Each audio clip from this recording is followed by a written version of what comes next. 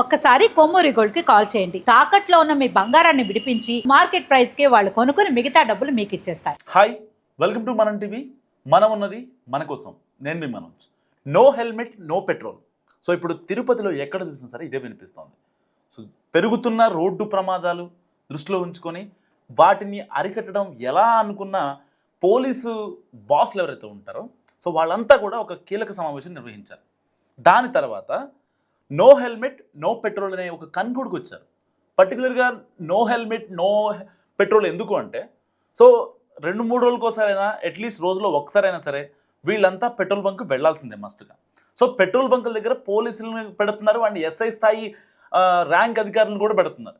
పర్టికులర్గా రామచంద్రాపురంలో, అన్నమయ్య జిల్లా రామచంద్రాపురంలో మార్నింగ్ ఒక కానిస్టేబుల్ ఒక పెట్రోల్ బంక్ దగ్గరికి వెళ్తే అక్కడ ఉన్న విధుల్లో ఉన్న ఎస్ఐ ఎవరైతే ఉన్నారో ఆయన పెట్రోల్ బంక్లో పెట్రోల్ పోర్చేసుకోవడానికి వెళ్ళడం చూసి హెల్మెట్ లేదు అనే ఒకే ఒక్క రీజన్తో అక్కడ ఆ బండికి పెట్రోల్ కొట్టినివ్వలేదు అండ్ అంతేకాకుండా ఆ బండికి ఫైన్ కూడా విధించారు. సో దానికి సంబంధించి పోలీసులు చాలా గట్టిగా చర్యలు తీసుకుంటున్న పరిస్థితి.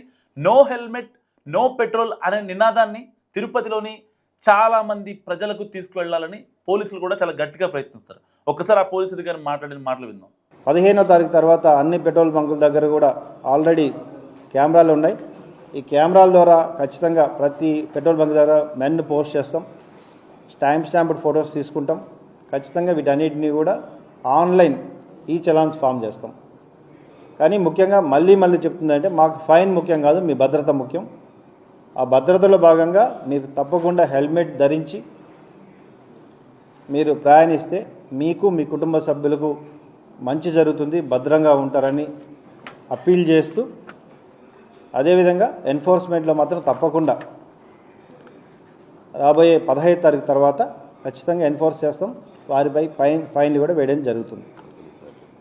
అందరూ కూడా సహకరించాలి, కూడా హెల్మెట్ ధరించాలి. హెల్మెట్ ధరిస్తే అది కేవలం మాకు ఫైన్ల కోసమో మా భద్రత కోసమో కాదు, మీ భద్రత మీ కుటుంబ సభ్యుల భద్రత కోసమే అని చెప్తున్నాం మీడియా ద్వారా. హెల్మెట్ ధరించడం వలన ఎక్కువగా ప్రాణాపాయం అనేది తప్పుతుంది. ఒక చిన్న మార్పు, మీరు కేవలం హెల్మెట్ వెహికల్ లక్షల్లో పెట్టి మీరు కొంటూ ఎవ్రీడే పెట్రోల్ వేలలో కొంటూ మీరు తిరుగుతున్నారు. అదేవిధంగా మీరు హెల్మెట్ వాడితే మీరు మీ కుటుంబ సభ్యులు భద్రంగా ఉంటారనే ఒక ముఖ్య ధ్యేయంతో మీడియా ద్వారా మీ అందరికీ తెలియజేస్తున్నాం.